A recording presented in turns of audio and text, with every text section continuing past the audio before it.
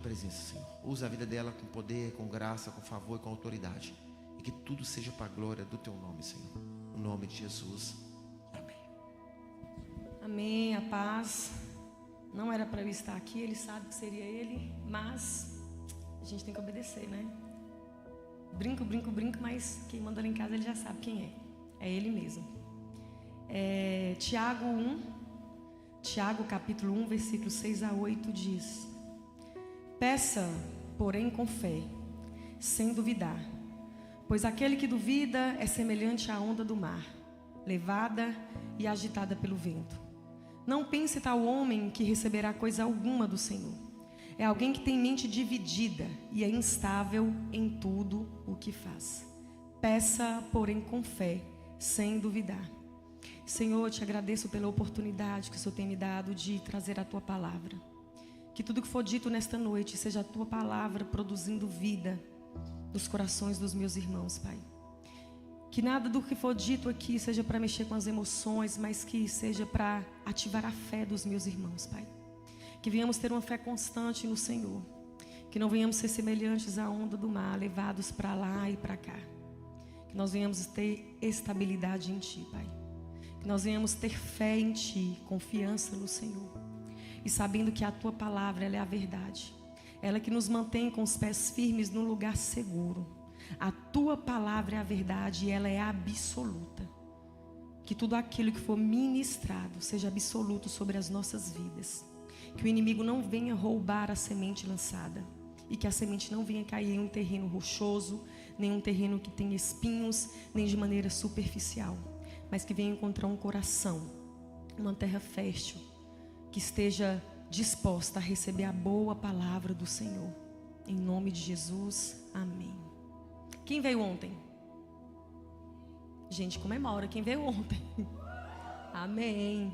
Foi uma bênção, né? Foi inimaginável. E de fato foi o poder de Deus sobre as nossas vidas. Nós passamos por um ano de dificuldades, mas um ano em que, glória a Deus, nós crescemos. E quão bom e quão suave é quando os irmãos vivem em união, e principalmente mulheres. Porque nós somos difíceis, muito difíceis. Mas glória a Deus que nós somos diferentes. Difíceis, mas mulheres que amam a Deus. E para mim é um prazer estar liderando vocês. Não como alguém que é mais importante do que nenhuma de vocês, mas alguém que tem uma responsabilidade muito maior. A palavra de hoje é sobre fé e constância. Muitas das vezes nós confundimos o que é fé e o que é constância. Não adianta nada eu crer em algo se eu não tenho constância, se eu não vou perseverar, se eu não vou continuar. No livro de Tiago, nesse capítulo 1, do versículo 6 a 8, fala que o homem que não tem uma fé constante é como uma onda do mar. A onda ela é levada para onde o vento toca.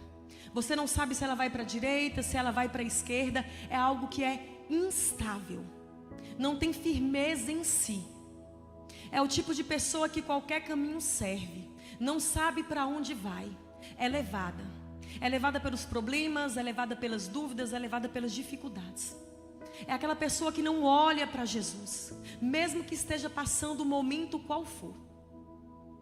Aquele que não tem firmeza naquilo que crê, não tem estabilidade naquilo que crê, não verá a glória de Deus ser manifestada aqui nessa terra. Mas que nessa noite nós venhamos entender, ter o conhecimento aberto, a mente aberta, uma mudança de comportamento, uma mudança de mentalidade, para que a gente venha entender e compreender, gerando frutos, que devemos ser homens e mulheres que temos fé sim no Senhor, em que Ele pode fazer, no que Ele pode fazer, mas manter uma constância, ser uma constante. Eu sei que na vida nós vamos passar por dificuldades.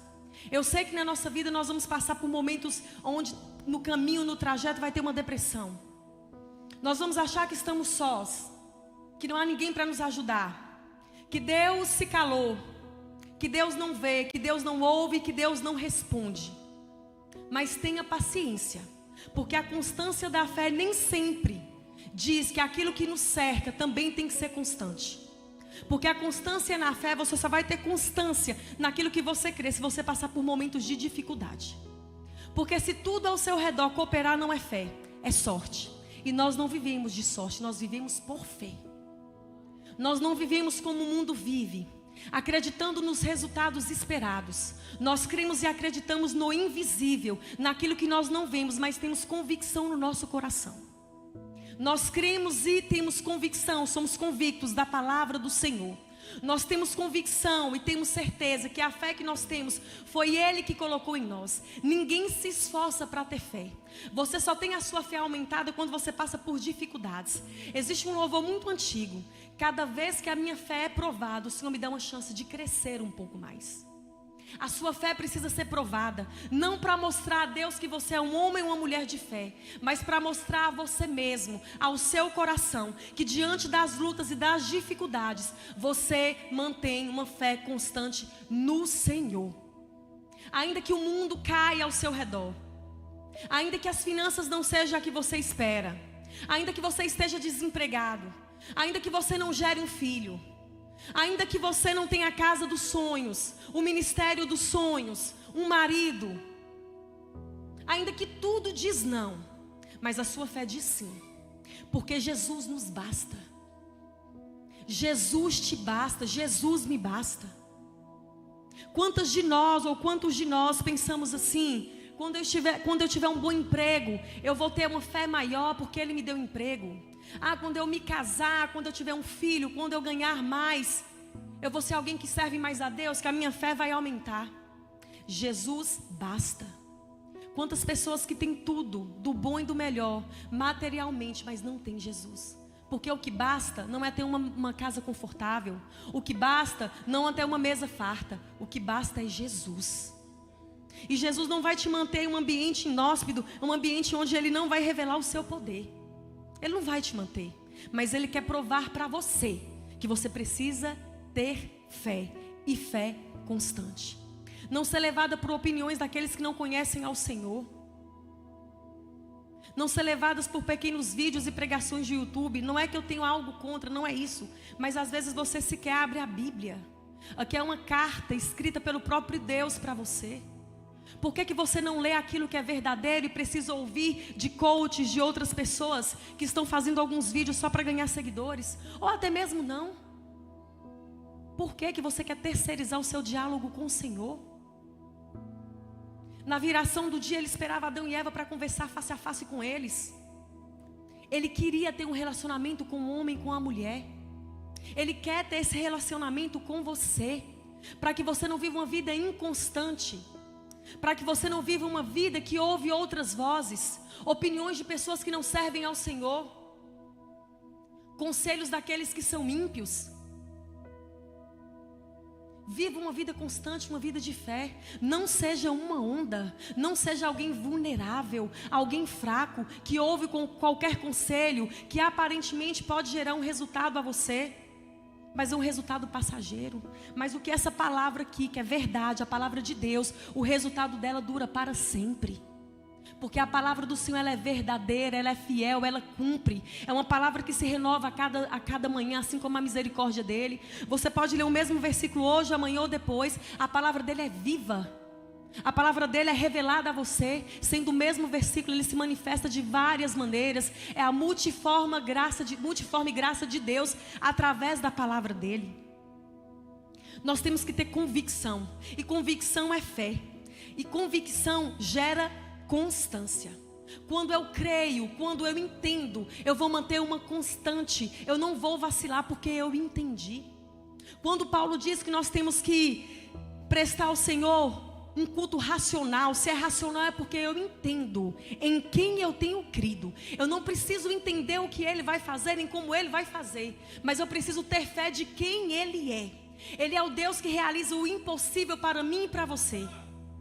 Ele é o Deus que muda as estações, que muda a sua vida, que te dá um novo nome. Ele é um Deus que te arranca dos laços de pecado, de podridão, sem você entender como e que amor é esse. Não tente entender e compreender os planos do Senhor, porque você não é capaz. Mas busque conhecer ao Senhor dia após dia, a desfrutar deste alimento. É um alimento que você, cada dia mais que você lê, você vai ter fome dele. Não é porque ele não vai te saciar, ele vai te saciar, mas você vai estar tão cheio que você quer se encher mais ainda. Você vai estar tão cheio que você vai transbordar na vida de outras pessoas. As suas palavras não são mais palavras para contar piadinhas, para ter amizades, para entrar em um ciclo de amizade, um círculo de amizade. As suas palavras serão palavras que vão atrair outras pessoas. As suas atitudes vão ser como um imã. Uma atitude parecida com a de Jesus, que outras pessoas vão olhar para você sem você falar uma palavra. Eu quero ser como fulano, eu quero ser como Beltrano. Olha que fé que fulano de tal tem. Eu não vou dizer para vocês que eu sou uma mulher perfeita, porque ai de mim, eu sou pecadora como qualquer um de vocês. Eu fiquei quase 8 anos trabalhando fora, 8 anos pegando estrada. E eu lembro que quando eu cheguei em Porteirinha, que foi a primeira cidade que eu trabalhei, eu fiquei lá 3 anos e alguns meses. E um colega meu virou e falou assim para mim, assim que eu cheguei, eu falei: olha fulano, eu não fico aqui mais de 3 anos. Ele falou assim: olha, ninguém sai com menos de 3 anos, a não ser que você conheça alguém muito bom, algum político, alguém para te trazer. Mas eu admiro a sua fé. Eu falei: então você pode admirar, porque Deus, Ele vai me levar de volta para casa. Ele vai fazer. E foi o melhor momento da minha vida, quando eu estava sozinha. Eu digo momento espiritual. Quando eu não tinha ninguém. Quando eu entrava naquele lugar ali, tinha deixado minha filha de 6 meses com meu marido, mas era uma alegria tão grande quando eu entrava naquele quarto e orava ao Senhor, que era como se Jesus tivesse me abraçado. Eu chorava por estar longe, mas eu conseguia sentir a presença dEle. Eu me via pela fé constante que eu tinha naquele momento, naquele instante, eu me via próxima de casa. Eu me via desfrutando com a minha família, mesmo sem ter um sinal sequer.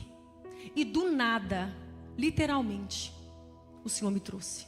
Usou um ímpio para me trazer. Sem indicação política, sem precisar usar, às vezes, do posto que o Senhor te dá, do nome que Ele te dá antes do seu. Eu não precisei falar nada disso. Porque eu sabia que o meu pai, antes de me ver como um militar, antes de me ver como uma pregadora, como uma pastora, seja o que for, Ele me via como filha. E Ele me respondeu não por aquilo que Ele me deu, mas por aquilo que Ele me fez ser, filha amada. Tendo uma fé constante nesse Deus, uma fé em meio à tribulação. É fácil? Não é. Você se sente abandonada? Sente. Se sente sozinha? Sente. Em alguns momentos sente. Mas quando você vê que não tem ninguém, que não tem um marido, que não tem um filho, que não tem uma esposa, que não tem seja quem for, você olha para o alto e vê Jesus. Você sente Jesus. Jesus te toca, Jesus te envolve. As lágrimas descem não por saudade, mas pela presença dEle. Por falar: Jesus, eu estou com tanta saudade da minha família, mas hoje eu consigo te abraçar, Senhor. E eu sei que esse tempo vai passar. Por quê? Porque há uma fé constante no Senhor. A convicção é uma certeza inabalável e plena confiança em Deus e nas verdades invisíveis do Evangelho. Os Evangelhos falam sobre milagres, e milagres não se explicam. É crer naquilo que não é explicável. É crer naquilo que não tem um contexto para que você venha conseguir entender por que Jesus fez. É ter uma convicção que Ele pode fazer. E ainda se Ele não fizer, não é porque Ele é um Deus ruim, não é porque Ele quer que você sofra, é porque Ele quer ver você crescer. Mas você tem essa convicção. Ainda que não aconteça, Senhor, ainda que eu não consiga visualizar com os meus olhos físicos, eu estou crescendo, eu estou convicta, eu sou inabalável em Ti por causa da Tua palavra. A Tua verdade, como eu sempre digo aqui, é lâmpada para os meus pés. É para mostrar que eu vou olhar para o chão, vou ver os meus pés firmados na rocha. Eu não estou andando sobre a areia. Eu não estou andando sobre uma areia movediça, que eu não tenho confiança e vou afundar. Eu sei que os meus pés, mediante a Tua palavra, me coloca firme sobre a rocha. Eu sei que o ambiente onde o Senhor me colocou é um ambiente onde vai dar segurança, porque o Senhor está lá. E luz para o meu caminho, porque quando eu sei onde eu estou pisando, onde que eu estou firme, eu tenho uma resposta de luz para o meu caminho, para dizer para onde eu vou. Convicção. Eu não sei onde eu vou chegar. Eu não sei o que tem lá na verdade. Eu sei onde eu vou chegar. Eu não sei o que tem. Mas eu sei que no caminho o Senhor está comigo. No caminho, se eu cair, o Senhor me levanta. No caminho, se eu tentar ir à beira do caminho, o Senhor me traz de volta. O Senhor abre os meus olhos, assim como o Senhor fazia com os cegos que estavam à beira do caminho. Abre os meus olhos e me coloca de novo no caminho. Porque há uma convicção, há uma fé que crê no invisível do Evangelho do Senhor. E há também uma constância. A convicção, ela vai gerar constância, permanência, persistência, insistência, obstinação. Recusar a desistir. Eu me recuso a desistir. Que nessa noite você se recuse a desistir. A desistir daquilo que Deus colocou no seu coração. Não para aumentar o seu ego. Não para você achar que é melhor do que ninguém, mais próspero do que ninguém. Persista naquilo que vai gerar bênçãos, não só na sua vida, mas na vida dos outros. Não desista. Se você veio de uma família onde ninguém tem um curso superior, não desista, você pode ter, você pode mudar a história da sua família. Você pode ser o primeiro. Se você veio de uma família onde não tem nenhum sacerdote, mas Deus diz que você seria um sacerdote, que você iria pregar a palavra dele, não para receber aplausos, mas para ganhar vidas para ele, não desista, estuda, leia a palavra, medita nela de dia e de noite, seja o primeiro, seja a primeira persistente, aquela que não olha para o fracasso do passado, aquele que não justifica que é assim porque meus pais fizeram isso comigo, minha mãe fez isso comigo, meu namorado fez isso comigo, aí eu já estou em um segundo casamento, ou eu sou divorciada, ou eu sou uma mãe solteira. Não desista. Os seus erros do passado, os seus fracassos não determinam o seu futuro. Como eu disse ontem, errar todo mundo erra. Tem erros que são irreparáveis, que a gente vai colher a consequência dele. Mas até nas consequências o Senhor está conosco. Ele não te abandona. Ele não te deixa só. Muda o rumo da sua história e da sua vida, tendo fé, convicção e constância. Não pare porque uma amiga parou. Não pare porque a geração passada parou. Não pare porque aqueles que não conseguiram falaram que você também não vai conseguir. Não pare. A Bíblia conta a história, a parábola das virgens prudentes e das virgens insensatas, tolas. Todos irão cansar. Todas irão cansar. Mas não ouça a voz da imprudente, para que ela não venha tomar aquilo que você tem. Imagina se aquelas virgens prudentes pegassem o azeite que tinha e dividisse com aquelas tolas. Nem as prudentes, nem as tolas conseguiriam chegar às bodas do cordeiro, à festa com o noivo. Não deixe ninguém roubar aquilo que Deus colocou sobre você. Você está aqui mediante uma palavra. Você está aqui firmado na palavra, sobre uma promessa do Senhor. Continue. Avance, persista, seja obstinado, porque há uma palavra que não muda. A palavra do Senhor não muda diante da sua dúvida, mas o resultado sim. Se Ele prometeu, Ele cumpre. Mas se você não ter constância e fé, não vai se cumprir. Não é porque Deus é um Deus que volta atrás, é porque você não teve persistência e não continuou. A promessa está aí, já foi liberada. Persista, corra essa corrida, alcance o pódio, alcance o lugar que é só seu. Alcance esse lugar sem derrubar ninguém. Alcance esse lugar sem comparar a sua fé com a fé de outra pessoa. Não alcance apenas com suas forças, não. Alcance mediante a palavra do Senhor, tendo constância, não desistindo. A verdadeira fé, porque nós estamos falando sobre fé e constância, vai causar inquietações naqueles que não compreendem em quem você crê, e nem o porquê você crê, e nem o porquê você permanece de pé mesmo diante das dificuldades.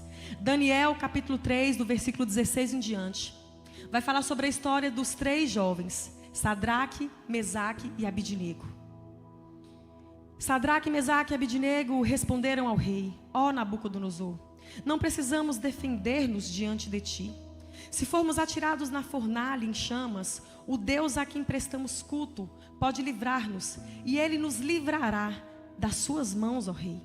Mas, se Ele não nos livrar, saiba, ó rei, que não prestaremos culto aos seus deuses, nem adoraremos a imagem de ouro que mandastes erguer.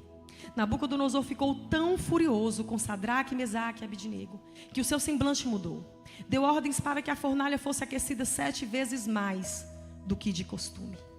Ele ficou furioso mediante a fé de 3 jovens. A sua fé tem que incomodar. Se a sua fé não incomodar, é porque você está vivendo uma fé rasa. Se a sua fé não incomodar, é porque você nunca creu. Se a fé não incomodar, se a sua fé não incomodar, não gerar inquietações nos ímpios, é porque você está semelhante à onda do mar. É aquele que as pessoas falam: tá vendo? Não vai conseguir, vai permanecer só alguns dias, não vai ter constância. Mas quando você se determina, quando você se posiciona e fala: ei, ainda que Deus não me dê um emprego, Ainda que Ele não me dê o que eu quero, eu sei que Ele tem o melhor para mim. Eu vou continuar, porque Ele ainda é Deus da minha vida. E não são as circunstâncias que vão determinar se eu vou seguir, se eu vou crer ou não. Eu vou crer, eu vou seguir, eu vou continuar. Continue mesmo sem ver. Esses 3 jovens continuaram. Poderia muito bem no final da fala do rei dizer assim: nossa, você pediu para aquecer 7 vezes mais, eu vou desistir. Nós vamos nos prostrar. Poderia? Quantas das vezes eu digo por mim mesma que nós falamos: Senhor, quanto mais eu oro, quanto mais eu busco, parece que as coisas não acontecem. Parece que quanto mais eu oro, meu marido mais bebe, mais ignorante fica. Meus filhos não se convertem, mais usam drogas, Senhor. Meus irmãos mais vezes brigam. Quanto mais eu oro, parece que as portas se fecham. Isso é a fornalha se esquentando 7 vezes mais. Permaneça. Permaneça. Tenha constância e não desista. O fogo não arderá para te queimar. Será um ambiente de prova para mostrar que o seu Deus, mesmo em meio a essa tribulação, mesmo em meio a esse ambiente onde há só derrota, mesmo em meio a esse lar onde não há um minuto de paz, é neste ambiente que o Senhor vai te livrar. É neste ambiente que você vai ver o 4º homem caminhando na fornalha com você. Então não pense você, se você foi abandonada, se você foi abusada sexualmente na sua infância ou adolescência, se desprezaram você, se abandonaram, se xingaram, se trapacearam com você, que você está só. Não, Jesus estava ali. E não é que Ele não pôde fazer nada, Ele te livrou. E sabe por que Ele te livrou? Mesmo você que passou por esse abuso, mesmo que você passou por esses traumas, porque você está aqui. Se Ele não tivesse livrado você, você teria morrido. Você está aqui. O fogo não queimou. O fogo não ardeu para te destruir. Aquela fornalha não era para eles saírem chamuscados, não, era para terem morrido. Eles não morreram. Jesus estava lá. E Ele não fechou os olhos quando você passou por esse momento. Ele estava lá sofrendo com você. Mas por causa do pecado da humanidade, por causa que o homem caiu, eu e você, nós caímos. Ele não pode quebrar a ordem daquilo que Ele determinou. O pecado veio e causou desordem. Então tem certos traumas que não tem explicação. Tem certos momentos da nossa vida que nós passamos e Ele não vai falar para você porque você passou. Meu marido já falou aqui várias vezes. Eu casei pura. E eu digo não com orgulho, para que também não venha ferir quem não casou pura. Jesus não deixou eu casar impura, porque se eu tivesse ido para o mundo eu ia ser muito mais podre do que qualquer outra pessoa. Então Ele sabia do meu coração. Ele zelou por mim. Então essa graça é a Ele, não a mim. Eu casei certinho. Não tive relação sexual fora do casamento. Foi um casamento certo, correto. No meu 6º mês de gestação eu comecei a perder o tampão. Eu estava em Porteirinha sozinha, não sabia nem o que era. Muito ingênuo, não sabia de muita coisa. E os médicos diziam que eu iria perder a Ana Lu, que a chance de perder era muito grande. E eu tendo contrações, não sabia o que era contrações, pedi para minhas irmãs, quando eu vinha, ficar dando uns soquinhos nas minhas costas, que eu achava que era dor nas costas. E eram contrações. E eu poderia falar: Senhor, mas eu casei certo. Por que o Senhor fez eu passar por isso? Por que minha mãe tinha que me dar um banho numa cadeira de plástico? Mas eu não te servi? Porque Deus não trabalha com troca. Ele não troca nada com ninguém, Ele não deve nada a ninguém. Ele fez eu passar por isso para que eu pudesse perceber, viver, ver, sentir que mesmo nesse momento sozinha, de dor, de abandono, mesmo nesse momento onde meu marido não estava comigo quando eu perdi o tampão, a minha mãe não estava comigo, Ele estava lá. Para eu compreender que terá mais momentos na minha vida que Ele não vai dizer nada, mas Ele vai estar lá comigo. Por que Ele permitiu? De fato, talvez eu nunca vou saber. Mas uma coisa eu sei, que Ele estava lá. E foi para o meu crescimento. Ele não me deixou só. Ele estava lá. E eu precisava passar. Não era um plano B de Deus para tratar de mim, nem comigo. Era o plano A dele. Era para eu passar por todas essas fases. Para que hoje eu estivesse mais forte na minha convicção de fé. Crendo neste Deus. 1 Reis 18, do 16 ao 17. Vai falar sobre Obadias, quando ele vai falar com Acabe que ele encontrou o profeta Elias. Então Obadias dirigiu-se a Acabe e passou-lhe a informação. E Acabe foi ao encontro de Elias. Quando viu Elias, disse-lhe: é você mesmo o perturbador de Israel? Elias era alguém que perturbava a nação. Você tem que perturbar o inferno. Você tem que gerar movimento na sua família, na sua casa, no seu emprego. A sua fé tem que perturbar. Não ao ponto de você chegar já começando a falar em línguas e falando em circunciso do demônio. Não é isso não. Porque tem crente que é religioso. É a sua presença. Sabe quando Paulo passava, acho que é Paulo mesmo, né? Os lenços, e ele lançava os lenços, pedaços do lenço dele que ficava com pessoas eram curadas. Você não precisa abrir a boca. Perturbe o ambiente onde Satanás ainda está reinando, para que ele venha sair. Elias perturbou uma nação, e nesse momento que ele é um perturbador, foi quando os 450 profetas de Aserá e 450 profetas de Baal, ele fala: chame esses profetas, chame, vai Acabe, chame eles para a gente provar quem é o verdadeiro Deus.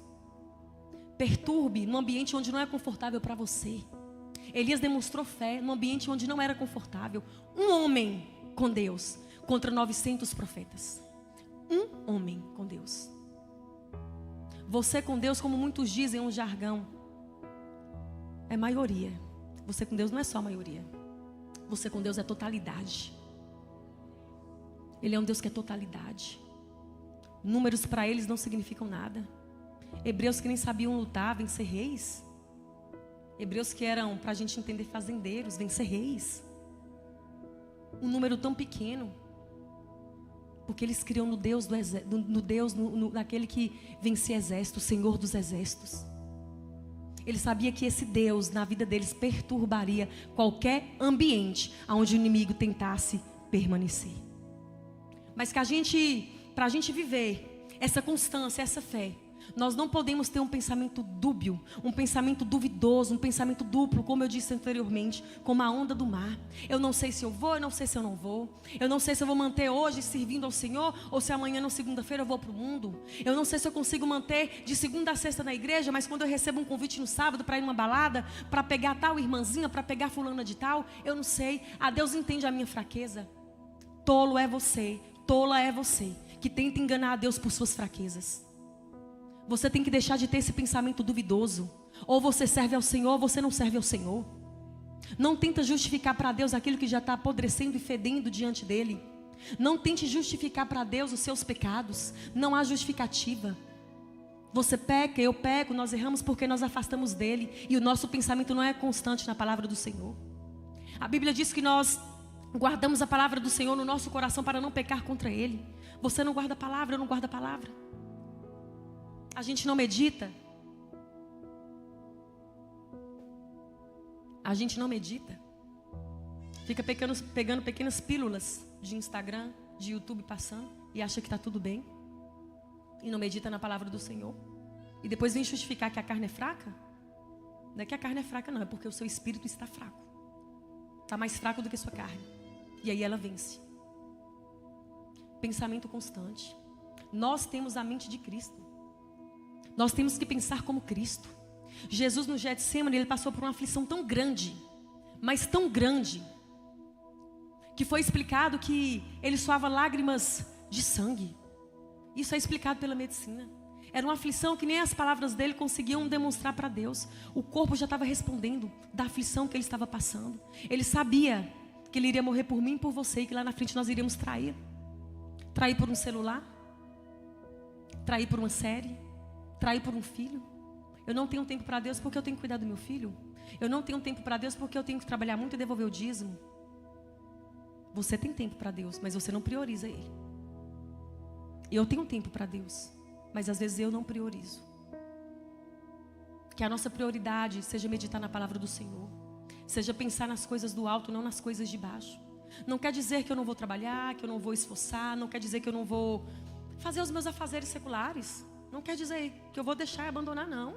Porque vai ter com uma formiga preguiçoso. Não é ficar preguiçoso achando que vai cair alguma coisa do céu, porque não vai cair. Mas você tem tempo para Deus. Sabe por que você tem? Porque quando tudo aperta, quando as coisas parecem que não vai dar certo, você encontra tempo para Ele. Eu tenho tempo para Deus. Às vezes eu uso o meu tempo, que é o bem mais precioso que eu tenho, ouvindo e vendo o que não deve. Ouvindo e vendo pornografia. Ouvindo e vendo fuxico evangélico, que fala que não tem nada a ver. Mandando mensagens para meninas que às vezes são meninas puras de Deus, se passando por um cordeirinho. E meninas também, postando fotos, mostrando o corpo. Pensamento dúbio. Não sabe se serve a Deus ou não. Não confia que Ele pode te dar um marido e acha que tem que expor o corpo. Não confia que Ele pode te dar um recurso financeiro maior pela força do entendimento que Ele vai te dar e pela força dos seus braços também, no sentido de você trabalhar mesmo. Aí fica jogando em bets, apostando. É como se fosse que diz assim: eu não acredito na lei da semeadura nem na tua palavra. É mais fácil eu ganhar na loteria. Viver de sorte, a minha esperança está no Senhor. Ele que mantém o pão na minha mesa. É Ele que mantém. Eu não digo isso para dizer que eu sou melhor do que ninguém. No meu serviço fizeram um bolão no final do ano. E todo mundo falou que ia ficar rico. Eu falei, eu não jogo. Ah, não tem problema. Eu falei, não, eu entendo, mas eu não jogo. Mas você vai ser a única que vai ficar. Eu falei, eu vou ficar, mas ainda assim eu sei que eu não vou passar necessidade. Ninguém ganhou. E o bom é que eu não perdi R$5. Não joguei. Por quê? Porque minha esperança está no Senhor. E ainda me mostraram um vídeo de um rapaz que trabalhava no restaurante, que todo mundo ganhou e ele continuava lá lavando copo. Eu falei, uai, não tem problema não. A minha fé está constante nele. Eu não vou confiar em jogo de azar, não. É jogo de azar. Você confia mais no jogo de azar do que no Deus verdadeiro, que é dono do ouro e da prata? Você confia mais em números do que no Deus que é o alfa e o ômega, o início e o fim? Pensamento dúbio é aqueles que não conseguem ter a mentalidade voltada para Cristo, para o reino do Senhor. A espera é um teste de fé. Às vezes nós esperamos e duvidamos pela espera, mas ela é um teste de fé. Esperar a casa pura é um teste de fé. Esperar ter um recurso financeiro melhor do que pegar um caixa 2 e ainda não ser promovido, mesmo vendo aquele ímpio sendo promovido, é um teste de fé. É um teste de constância. O nosso Deus, Ele tem o controle de tudo. Até João Batista duvidou de Jesus. Até João Batista, quando ele estava na prisão. A espera de estar na prisão. A espera tem que gerar em nós perseverança e paciência. E não desespero em duvidar se Deus vai ou não fazer. Se esse é o verdadeiro Deus que nós servimos ou não. Lucas 7, 18 ao 19. Os discípulos de João contaram-lhe todas essas coisas. Chamando 2 deles, contando o que Jesus havia feito, que curava cegos, que fazia com que leprosos fossem limpos. E João, chamando 2 deles, enviou-os ao Senhor para perguntarem: és tu aquele que haveria de vir, ou devemos esperar algum outro? Eu já fiz isso. Será se eu sirvo o Deus verdadeiro? Quando eu passei pelo momento de depressão, que de fato eu não sentia nada. Meu marido é prova disso. Eu falava, será? Eu não estou sentindo nada, eu não quero nem ler a Bíblia. Eu não queria ler a Bíblia, eu queria ver a Bíblia longe de mim. Eu não queria ouvir louvor. Porque a espera pode gerar em mim e em você o desespero, a dúvida de pensar de maneira diferente daquilo que a gente cria. Espere na prisão. Não precisa ter sua fé reafirmada, não. Quando Jesus te arrancou do lamaçal de pecado, Ele já comprovou que Ele é o Deus da sua vida. Não precisa perguntar para um e para outro, não, se Deus vai fazer. Eu não sou contra a revelação. Existem sim os ministérios, existem sim profetas sérios, mas tem pessoas que não acreditam na palavra do Senhor porque está vivendo um momento de dificuldade, essa prisão que é para o seu crescimento, e manda como se fossem 2 discípulos: irmãzinha, Deus tem alguma revelação para mim? Pastor, Deus tem alguma revelação para mim? Por que o nosso pai vai terceirizar? Eu não terceirizo nada que eu vou pedir para Ana Lu, não. Eu falo diretamente com ela. Qual a dificuldade de Deus falar com você? Nenhuma. Mas qual a dificuldade de você ouvir a voz de Deus? Você confia mais na voz de homens, de profetas, que dão profetadas? Porque se alguém chegar e falar assim, olha, Deus vai fechar essa porta. Deus vai fechar essa porta, você não vai acreditar. Mas se eu chegar e falar assim, Deus vai te dar uma chave, Deus vai abrir portas, você vai acreditar. Para de crer em chaves que pessoas estão dando. Parem de enviar pessoas e ir em locais só para buscar revelação. Não existe chaves, não existe uma chave do inferno e da morte que ele já pegou. Acabou, não tem esse tanto de chave não. Eu vou buscar chave aqui, chave ali. Para que viver essa religiosidade mentirosa? De perguntar para um e para outro? Vamos na igreja de fulano de tal, porque lá vai ter uma revelação.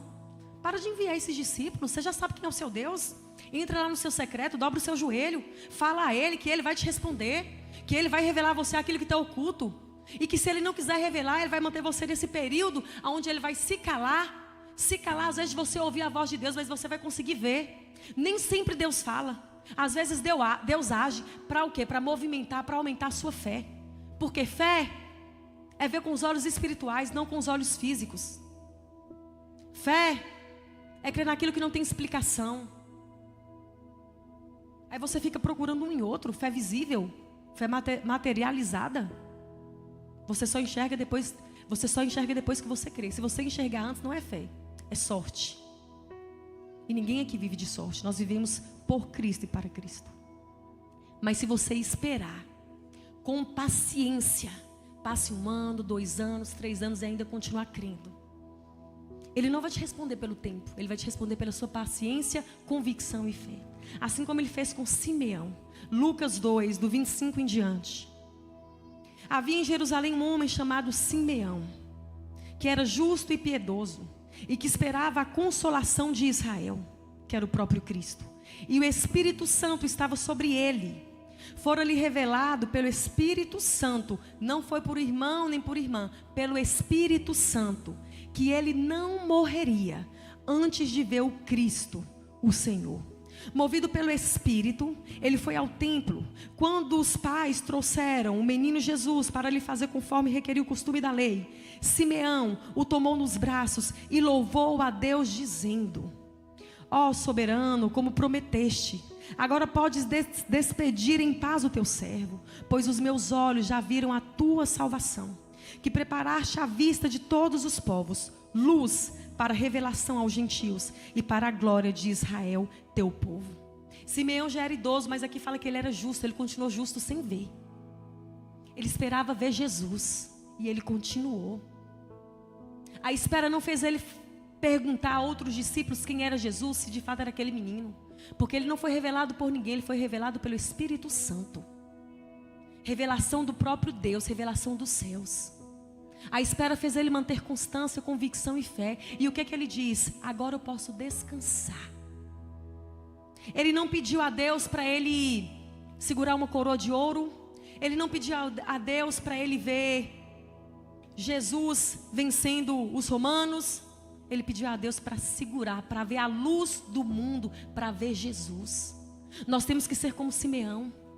Quando nós estivermos no fundo do poço, pedir: Senhor, eu quero ver essa luz. Eu quero ver Jesus no fim do túnel. Eu quero ver essa luz, como um dia Simeão viu. Ele esperou. Talvez entrava ali um menino, outro menino, e não era. E ele não se confundia em relação a qual menino seria. Por quê? Porque ele foi revelado através do Espírito Santo. Não tinha um pensamento inconstante. O Espírito Santo revelou. E o Espírito Santo confirmou. Quantos meninos não entraram no templo aquele dia? Quantos? Quantas revelações que você recebe e você se confunde? Quantas promessas erradas? Para às vezes mexer com o seu bolso, com as suas emoções, para arrancar aplausos. Busca a luz. Busca a palavra. Busca a revelação da palavra. Busque Jesus. Espera. Espera ainda que tenha trevas, espera.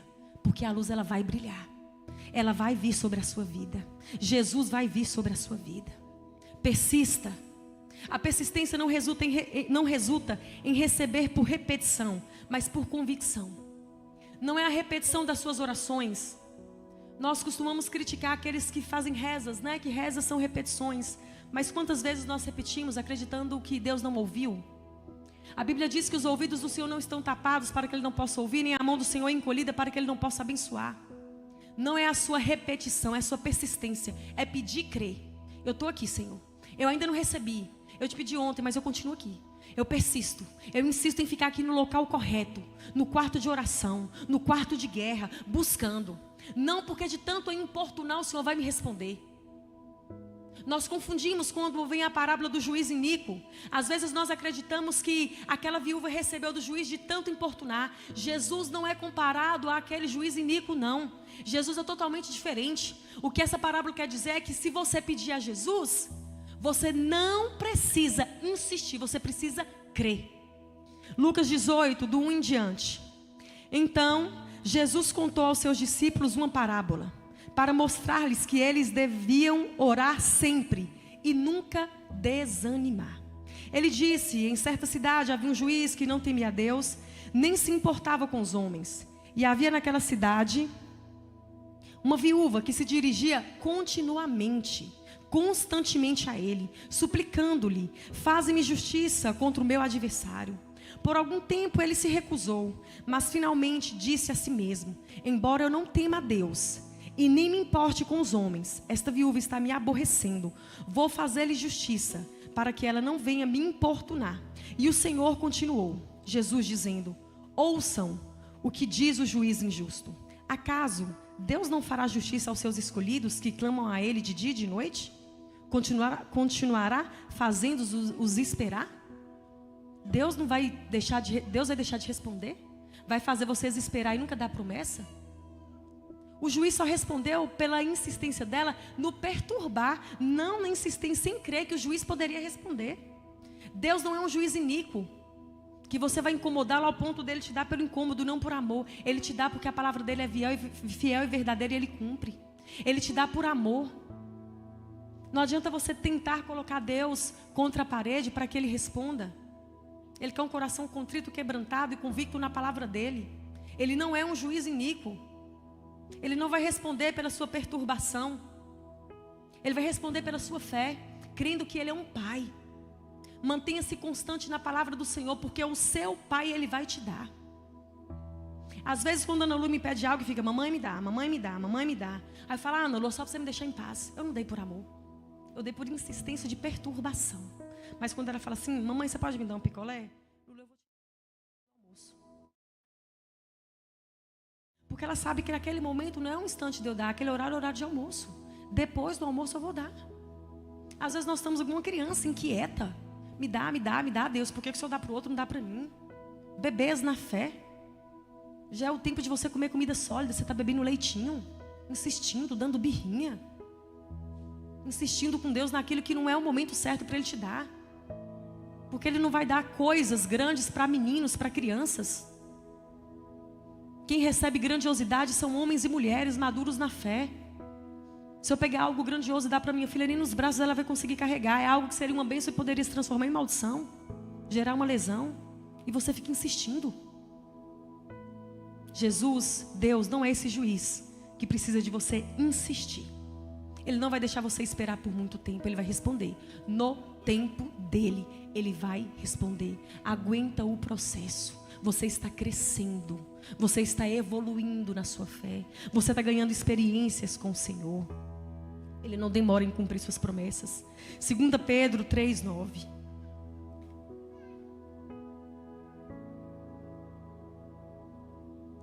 O Senhor não demora em cumprir a sua promessa, como julgam alguns. Pelo contrário, Ele é paciente com vocês, conosco, comigo, não querendo que ninguém pereça, mas que todos cheguem ao arrependimento. Às vezes nós dizemos: ai Deus, eu tenho que ter paciência. É Ele que tem paciência com a gente. É Ele que fala assim: ah, Rayane, eu vou ter que ter paciência. Eu vou ter que ter paciência porque eu sei que enquanto você está vivendo esse período é para gerar arrependimento. Enquanto você está vivendo esse período, essa estação, é para você perdoar. É para você liberar aquela pessoa que você nunca liberou no mundo espiritual. É para você consertar, colocar sua casa em ordem, tratar bem a sua esposa, tratar bem o seu marido. É eu que estou tendo paciência. Sabe por que ainda não te dei bens materiais? Porque eu estou tendo paciência para que você venha consertar as coisas, para que você venha adequar aquilo que está fora de ordem dentro da sua casa. É eu que estou tendo paciência com você. É eu que estou esperando até você vir à perfeição, a imagem e semelhança do Senhor. É possível, é possível. É possível se calar diante de uma ofensa, é possível. É possível deixar com que outras pessoas te passem a perna, mas não se sentindo bobo, tolo. Mas para você, antes você perder o seu direito do que entrar numa briga que você vai sair todo machucado e perder a sua fé e manchar o seu testemunho. É possível? É possível. Com Jesus é possível. Sendo a imagem e semelhança dele, é possível. Quem é filho não desiste. Confia que no tempo certo o Pai dará.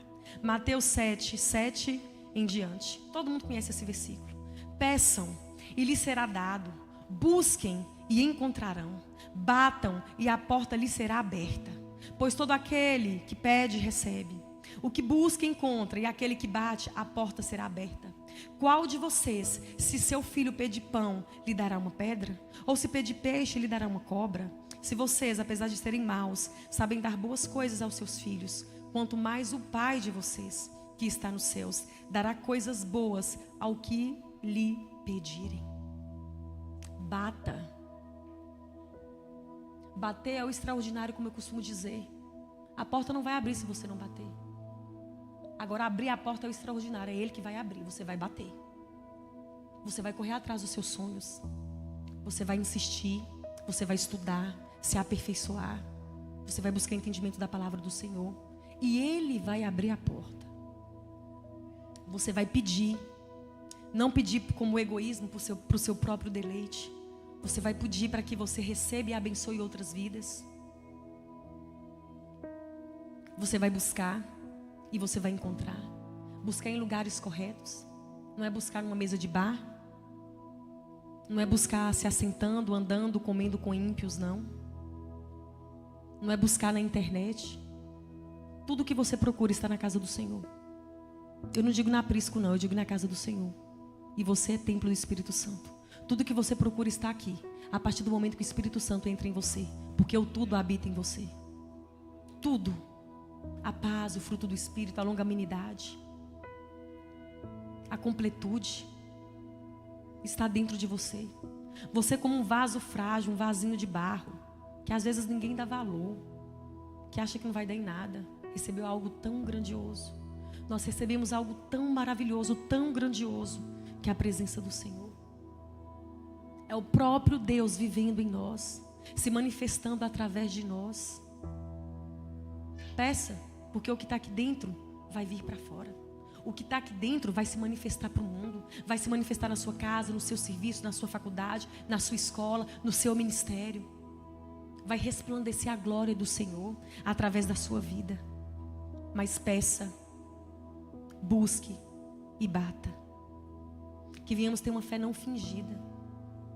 Não a fé que vem aqui nos cultos de quarta, nos cultos de domingo e demonstra uma santidade, que ora, que às vezes pede até para tirar uma foto orando. Eu vou ser bem sincera, que às vezes a gente fica querendo demonstrar santidade, arrotar santidade, sendo que por dentro não tem nada, está oco, está vazio.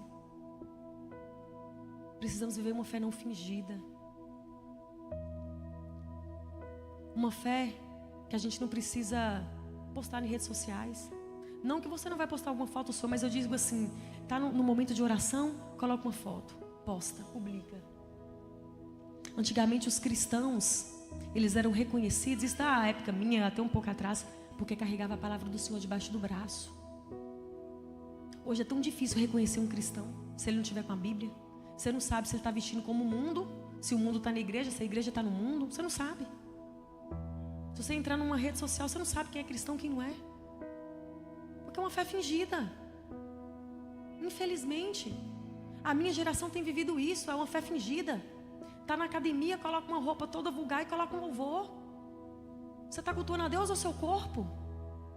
Eu digo de homem e de mulher. Você está cultuando quem? Você está vindo na igreja para buscar o Senhor ou para buscar meninas? Para fingir que é alguém? Para enganar as filhas de Deus? E vocês também, mulheres, enganar os filhos de Deus? Que fé fingida é essa? Que máscara é essa? E fica pedindo a Deus? Você acha que você vivendo uma fé fingida, que Deus vai pegar uma filha dele e entregar para você? E eu coloco entre parênteses, e peço até desculpa e perdão por um vagabundo. Deus vai pegar uma filha dele? Ou vai pegar um filho dele também? E eu coloco entre aspas também, e entregar uma piriguete? Você acha que Deus vai fazer isso? Quem tem filho aqui, você entregaria seu filho ou sua filha a qualquer um? Você entregaria seu filho a uma mulher que vai trair? Você entregaria, Juninho, Ana Lu, a um homem que iria bater nela? Não entregaria? E Deus vai fazer isso? Cuidado com a fé que você está exalando. 2 Timóteo 1, do 5 ao 7. Recordo-me da sua fé não fingida, é Paulo falando para Timóteo, que primeiro habitou em sua avó Lóide e em sua mãe Eunice. E estou convencido de que também habita em você, Timóteo. Por essa razão, torno a lembrar-lhe que mantenha viva a chama, lembrando de novo a ele: ei jovem Timóteo, ei idoso, ei homem mais velho, eu estou lembrando a você, mantenha viva a chama do dom de Deus que está em você, mediante a imposição das minhas mãos, pois Deus não nos deu um espírito de covardia, mas de poder, de amor e de equilíbrio. Lembrando-lhe que mantenha viva a chama. Não é um espírito de covardia. E se acovardar é não crer nas promessas do Senhor e tentar intervir com as suas próprias mãos. A sua fé não pode ser fingida. Se tem alguém aqui que tem uma avó, uma mãe, alguém que orou por você, olha para elas, que tiveram experiências com o Senhor e que ainda assim conseguiu, que insistiu, persistiu e até hoje está de pé. Que a sua referência sejam mulheres que têm os joelhos marcados e não uma conta bancária alta, um Instagram cheio de seguidores, não. As marcas de Cristo têm que estar em nós e têm que ser visíveis. As marcas de Cristo têm que estar nos nossos joelhos. As marcas de Cristo têm que estar no nosso semblante. Eu vivo de pé porque o Senhor venceu por mim. Pode estar na pior situação da vida, eu vivo de pé porque isso vai passar. Levantar a cabeça. Lembra-te que mantenha a chama acesa, a chama viva. Ore para quem está com a chama acesa. Veja para aqueles homens e mulheres, olhem para eles que continuam, mesmo vivendo situação difícil, mas que continua crendo. Olhe para eles, olhe para Jesus, que não desistiu de mim e de você, que em momento algum desistiu de mim e de você. A chama estava acesa por minha causa, por sua causa, em Jesus. Levítico 6, 12 e 13. Mantenha-se aceso o fogo no altar, não deve ser apagado. Toda manhã o sacerdote acrescentará lenha, arrumará o holocausto sobre o fogo e queimará sobre ele a gordura das ofertas de comunhão. Mantenha-se o fogo continuamente aceso no altar, não deve ser apagado.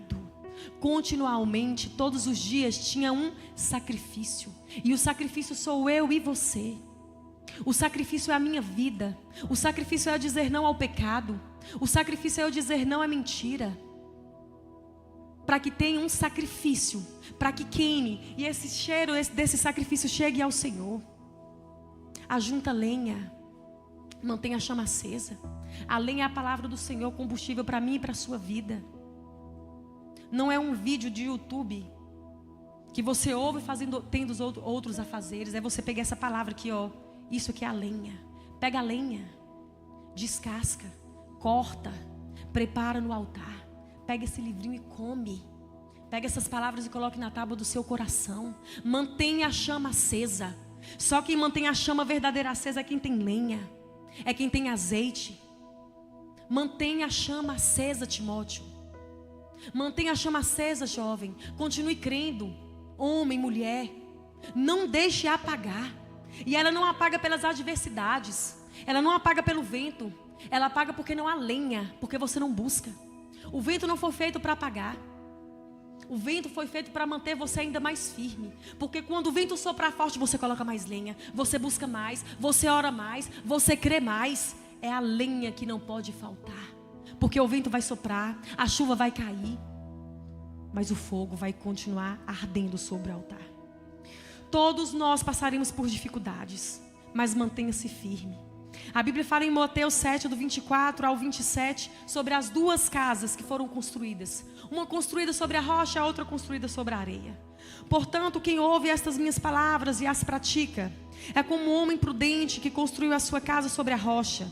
Caiu a chuva, a dificuldade vai vir, o desemprego vai vir, a traição vai vir, o luto vai vir. Caiu a chuva, transbordaram os rios, sopraram os ventos e deram contra aquela casa. E ela não caiu, porque tinha seus alicerces na rocha, e a nossa rocha é Jesus. Está em Jesus não nos isenta de dores, está em Jesus não nos isenta de dificuldades. Ser cristão, você não é cristão porque você não quer passar por lutas. Você é cristão porque você vai passar por elas e vai sair vitorioso, invicto. Porque a batalha maior ele já venceu. Estar em Jesus é passar por todas as dificuldades que o mundo passa, mas é não ser abalado, não ser abalada. Mas quem ouve estas minhas palavras e não as pratica, é como um insensato ou um tolo que construiu a sua casa sobre a areia, que construiu o seu abrigo sobre a areia, que colocou a sua confiança nos seus braços, no seu dinheiro, no seu título, no seu marido, no seu filho, nos seus bens. Caiu a chuva, transbordaram os rios, sopraram os ventos e deram contra aquela casa, e ela caiu. E não apenas caiu, e foi grande a sua queda. Quem confia nos seus próprios braços, nos seus carros, nos seus cavalos, tem uma queda muito grande. Mas quem confia em Deus não cai. Quem confia em Deus permanece. Quem confia em Deus chora. Quem confia em Deus às vezes pensa em desistir. Às vezes pensa em desistir, que é normal, porque nós somos seres humanos, mas não volta atrás. Porque sabe que as carroças já foram queimadas. Não tem como voltar atrás. Não dá. Se você voltar atrás vai ter só cinzas, mas se você continuar vai ter lenha. Você vai queimar, você vai queimar, você vai continuar. Você vai ser luz para a sua família, você vai ser luz para a sua sociedade, você vai ser luz para os seus filhos, você vai ser luz para essa geração. Continua. Que voltemos ao primeiro amor. Quando nós nos convertemos, e se falasse para a gente ir na igreja de manhã, à tarde, à noite, nós íamos.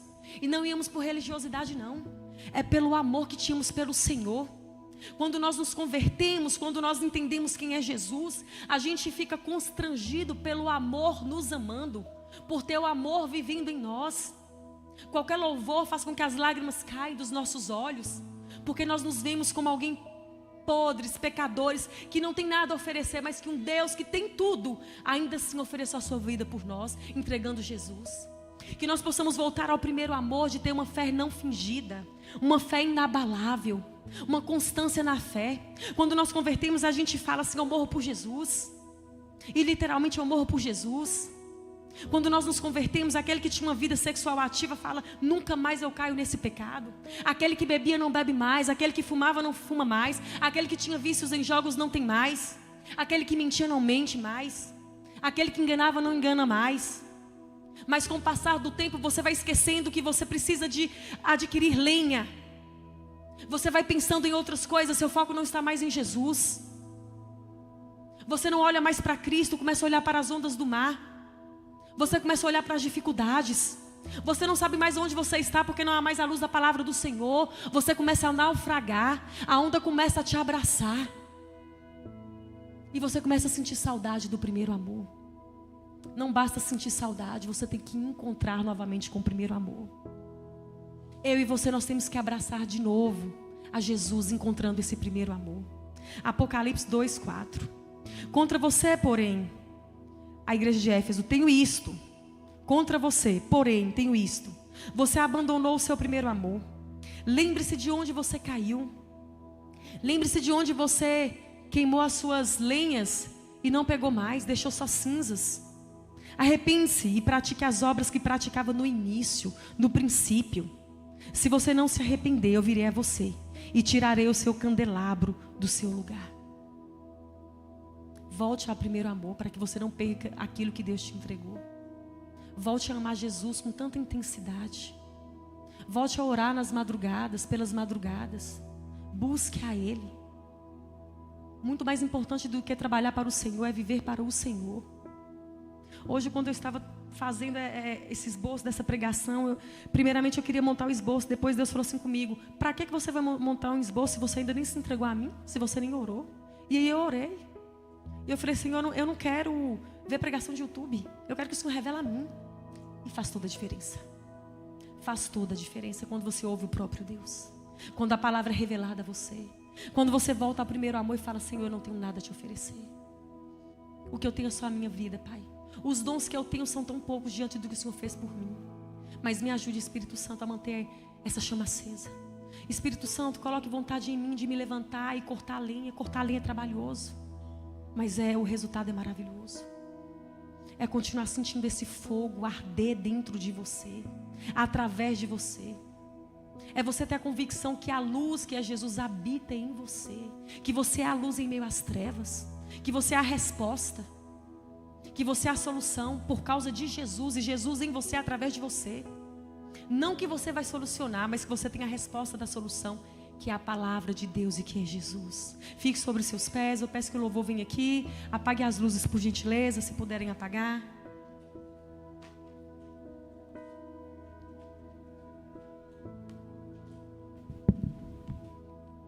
Apague as luzes aí, se puderem apagar a luz, por favor. Senhor, nós entregamos